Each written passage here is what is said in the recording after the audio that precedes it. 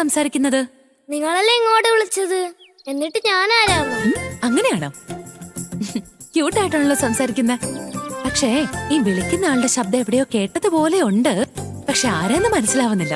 എനിക്ക് നിങ്ങളുടെ വോയിസ് എവിടെയോ കേട്ടതുപോലെ ഉണ്ട്. എന്റെ പേര് കവിൻ. നിങ്ങളാരാ? ഓ, ഇത് നിലയുടെ ക്ലാസ്സിലെ ആ കുറുമ്പൻ ചക്കൻ കവിനാണല്ലോ. ആ, നിലയുടെ ക്ലാസ്സിൽ പഠിക്കുന്ന ആ കവിനാണോ മോൻ? എന്നെ എങ്ങനെ നിങ്ങൾക്കറിയാം? അല്ല, നിങ്ങളാരാ? ഞാനേ മോന്റെ ക്ലാസ്സിൽ പഠിക്കുന്നില്ലേ നില, നിലയുടെ അമ്മ. നിലയുടെ അമ്മയോ? അല്ല, നിങ്ങൾ എന്തിനാ എന്റെ അച്ഛനെ കോൾ ചെയ്തത്? അതില്ലേ, ഇന്നലെ മോന്റെ അച്ഛന്റെ നമ്പറിൽ എനിക്ക് കോള് വന്നിരുന്നു. അതാ ഞാൻ തിരിച്ചു വിളിച്ചത്.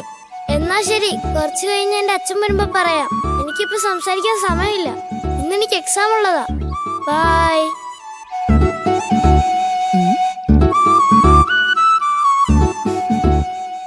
എന്റെ അച്ഛൻ എന്തിനാ നിലയുടെ അമ്മയെ ഫോൺ ചെയ്തേ? അല്ല, നിലയുടെ അമ്മ എന്തിനാ എന്റെ അച്ഛനെ ഫോൺ ചെയ്തേ? എന്തൊക്കെ ഇവിടെ നടക്കുന്നേ? അമ്മേ, അമ്മ ആരോടെ ഫോണിൽ സംസാരിച്ചേ? മോളുടെ ക്ലാസ്സിൽ പഠിക്കുന്നില്ലേ കവിൻ, അവനോടാ. കവിനോ? അവനെങ്ങനെയാ അമ്മയെ വിളിച്ചത്? ഞാനാ അവനെ കോൾ ചെയ്ത്. ഇന്നലെ അവന്റെ അച്ഛന്റെ നമ്പറിൽ നിന്ന് എനിക്കൊരു കോള് വന്നിരുന്നു. അത് ആരാന്ന് നോക്കാനാ ഞാൻ കോൾ ചെയ്തത്.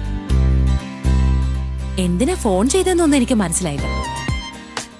അയ്യോ, ഇന്നലെ കവിന്റെ അച്ഛന്റെ കൂടെ ഹോട്ടലിൽ പോയ കാര്യം അമ്മയോട് പറയാൻ മറന്നുപോയല്ലോ. അമ്മേ, സോറി അമ്മേ. സോറിയോ? എന്തിന്? ഇന്നലെ അമ്മയെ ഫോൺ വിളിച്ചത് കവിന്റെ അച്ഛനല്ല, ഞാനാ. നീയാണോ ചെയ്തത്? നീ എന്തിനാ കോൾ ചെയ്തേ? അതും അവന്റെ അച്ഛന്റെ നമ്പറിന്ന്. അത് ഇന്നലെ ഉച്ചയ്ക്ക് കവിന്റെ അച്ഛന്റെ കൂടെ ബിരിയാണി കഴിക്കാൻ വേണ്ടി ഒരു ഹോട്ടലിൽ പോയി. പോകുന്ന സമയത്ത് അമ്മയോട് പറയാൻ വേണ്ടിയാ ഞാൻ വിളിച്ചത്. വീട്ടില് വന്ന് പറയണമെന്ന് ഞാൻ വിചാരിച്ച, പക്ഷെ മറന്നുപോയി. ഹോട്ടലിലേക്ക് പോയെന്നോ? എന്താ നില അത് പുതിയ ശീലങ്ങളൊക്കെ? എന്തിനാ അവരുടെ കൂടെ പോകുന്ന? അതോ അമ്മയോട് പറയാതെ? അമ്മേ, ഇന്നലെ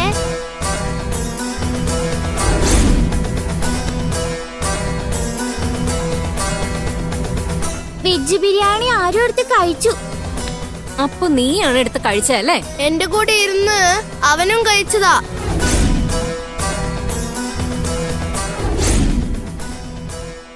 നിലയുടെ ബാഗിൽ നിന്ന് ലഞ്ച് എടുത്ത് ആരും അറിയാതെ കഴിച്ചിരിക്കുക.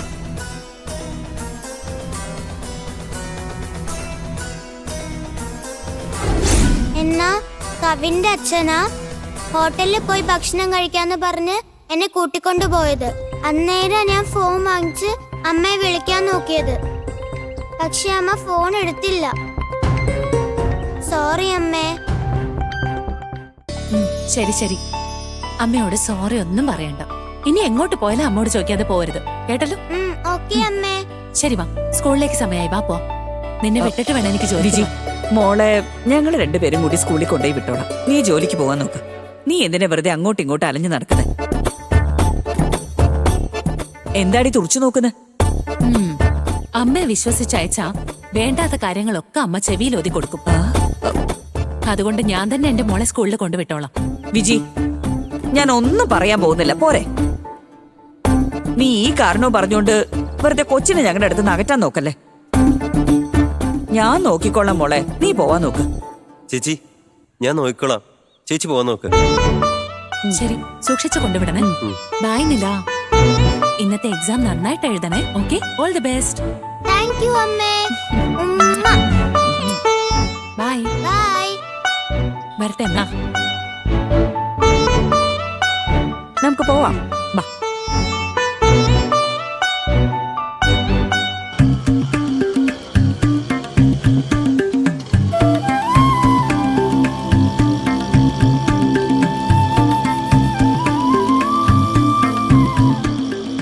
മുത്തശ്ശി, ഇനി സ്കൂളിലെത്താൻ എത്ര സമയം വേണ്ടി വരും?